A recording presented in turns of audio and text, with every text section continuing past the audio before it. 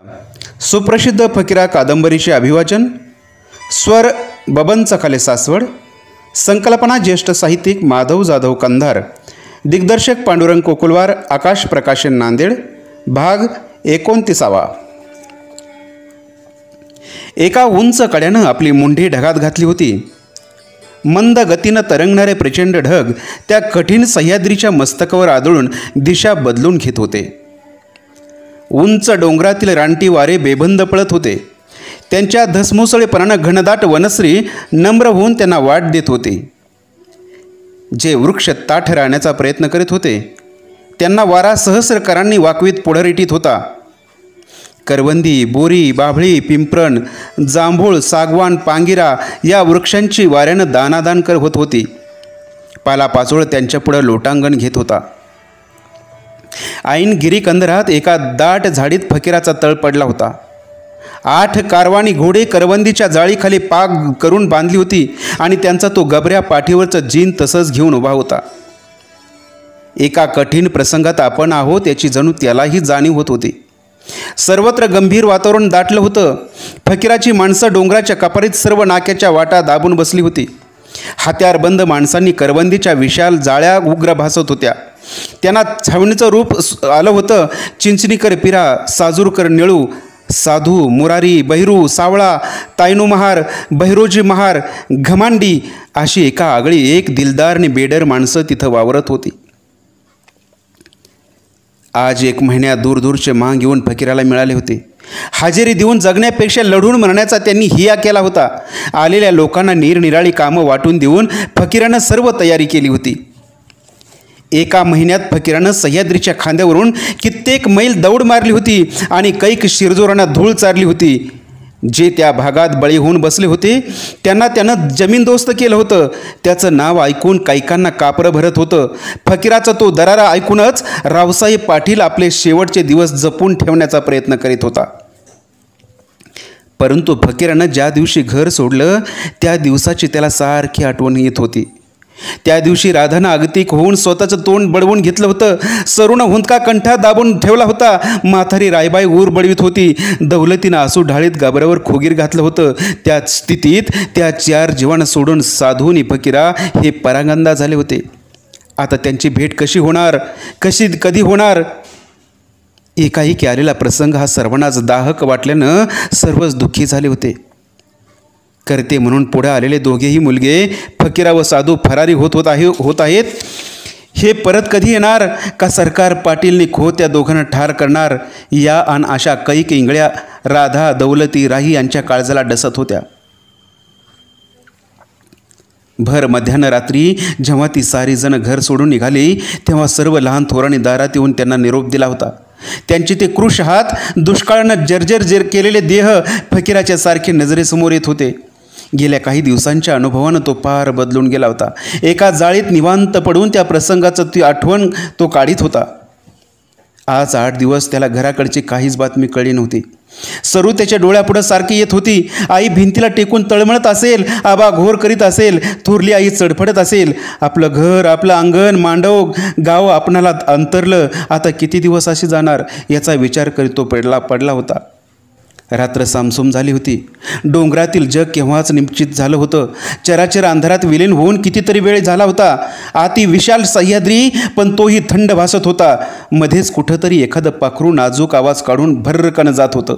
एखादं डुक्कर हुंकार देऊन रात्रीचं पोट फाडीत होतं आणि त्या प्रसिद्ध डुक्कर मुसंडीनं लपलेली खोकडं जीव मुठीत घेऊन पळत होती.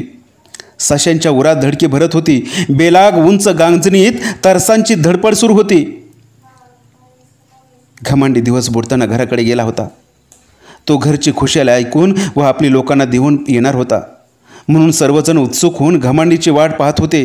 फकीराही मधून चाहूल घेत होता. शेजारच्या जाळीत पिरा आणि घुंचीकर बळीबा हे दोघे निजले होते.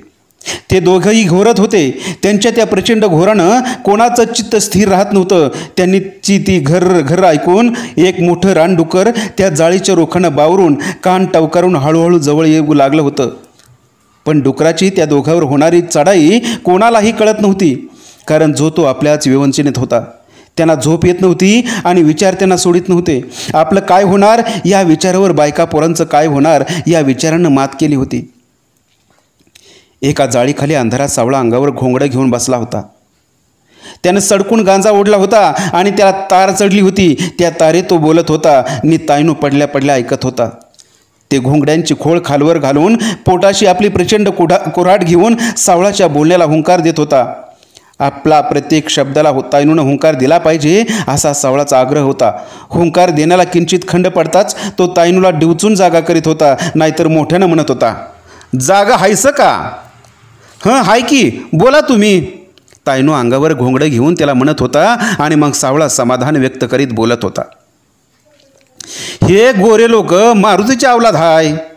जेव्हा मारुतीनं रावणाची लंका जाळून भुसकाट केलं तेव्हा रामानं मारुतीला आशीर्वाद दिला आणि सांगितलं, मोहर तू राजा होशील. मनुष्यान बघ ह्यो राज आलाया. पर हिच्या भनं हे रामवंशाचं राज आम्हासनी महागात पडलं. आम्हासनी 3 वेळा हाजरीच लावून बसलंय. थांबा. तोंडावरचं घोंगडं बाजूला सारीत ताईनो म्हणाला, रामदेव होता. त्यांच्या भक्ताचं हे जर राज आहे तर मग तुम्ही कोण नि तुमचं त्यांचं वैर का? बोला. अहो तेच तर होऊन जाना. सावळा खजील होऊन म्हणाला, आम्ही गरीब माणसं, आम्हासनीच हे असं का? आणि ऐका, ताईनो म्हणाला, जर मारुतीच्या वंशाचं गोरं आहे ती तर तिसनी शेपूट का वन आहे? काय की बा. अंधारात सावळानं ओठ उफराटे केले आणि तो स्तब्ध झाला. पण पुन्हा थोडा विचार करून हळू स्वरात म्हणाला, मला वाटतं साहेब लोकांसनी शेपटं असतील पर इजारीनं ती दिसत नसतील. हे ऐकून ताईनूला हसू आलं आणि मग ते मोठ्याने हसू लागले. त्यांच्या त्या प्रचंड हास्यानं ती कपार जागी झाली. जणू तो सह्याद्रीच खदखदून हसत असल्याचा भास झाला. दाजी. पलीकडच्या जाळीतून फकीराचा आवाज आला. सावळानं हसू आवरून तिकडं निरखून पाहताच पुन्हा सर्व काही शांत झालं. येऊ का? सावळा उद्गारला. घमाडी आला नाही? हो नाही आला. सावळा उतरला. का आला नाही वाजून? कुणाला ठावं? का वाट चुकला? कुणाला ठावं? यदाळ यावा त्यो. हो पर कुठं अडकला कुणाला ठावं? रात उलटली. फकीराच्या सुरात कंप निर्माण झाला. आकाशात पाहत सावळा म्हणाला, अजून बाजलं मावळं नाही नि चोर त्या बाजल्यापाशी गेलेलं नाही. ती येईल त्यो आता. निजा तुम्ही. मला वाटतं घमाडी वाट चुकला. फकीरा म्हणाला. मग काय करू म्हणता?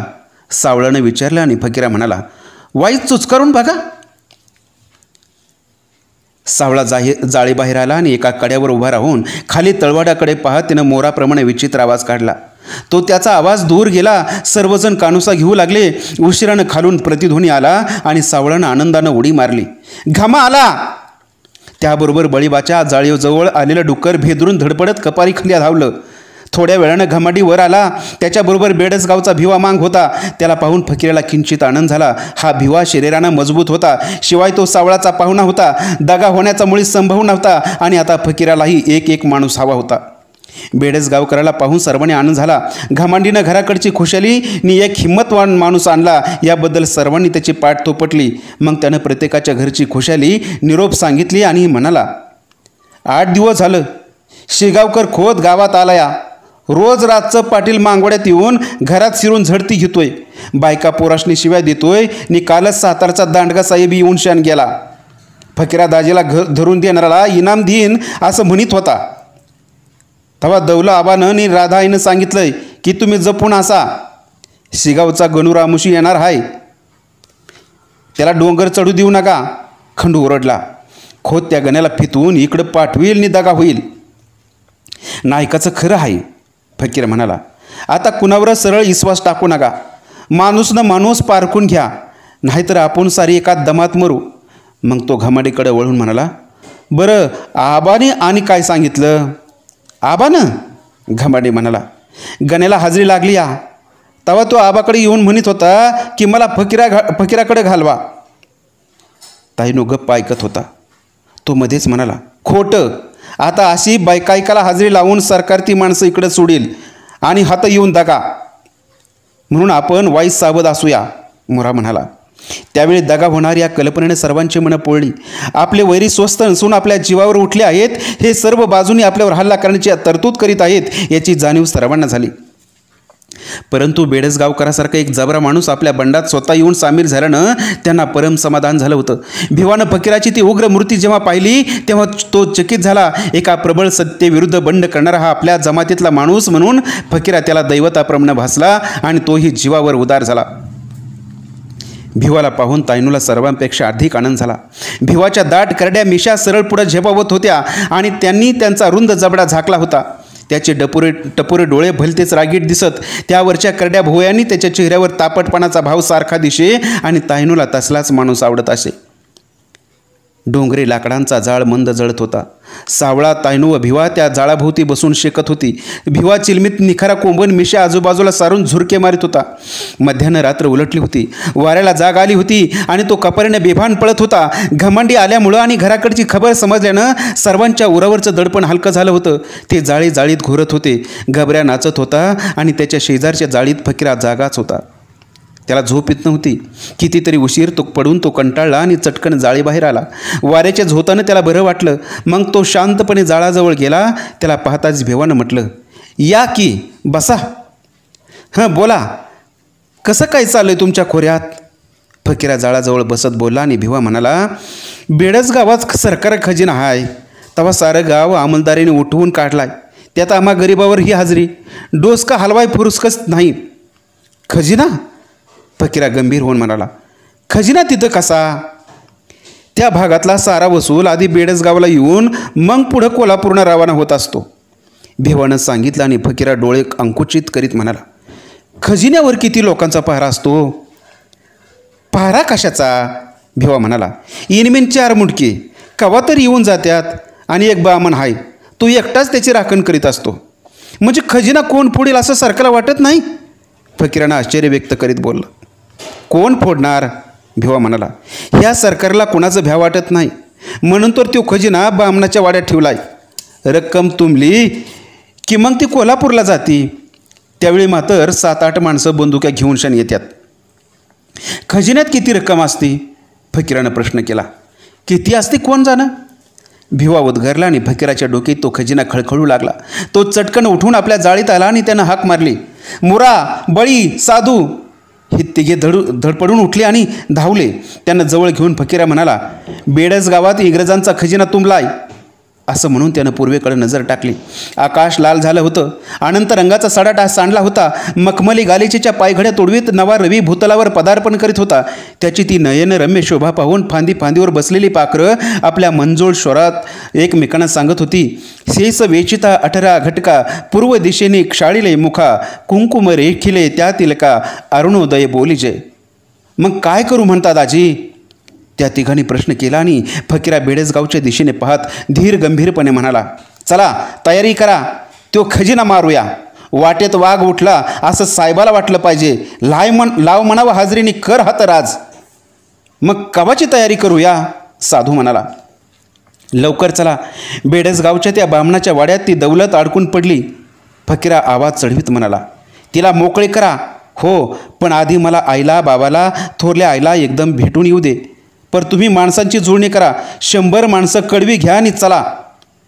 हे सारं भिवन ऐकलं होतं.